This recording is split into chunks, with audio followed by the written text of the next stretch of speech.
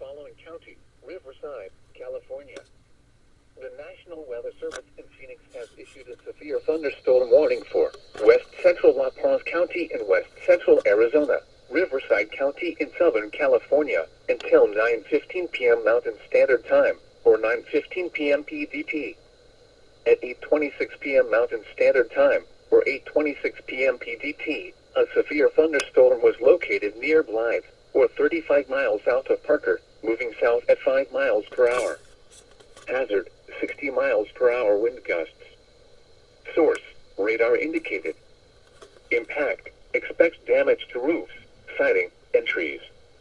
Locations impacted include Blythe, Ripley, Ehrenberg, and East Blythe.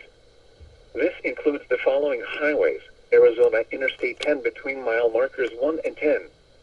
California Interstate 10 between mile markers 150 and 156.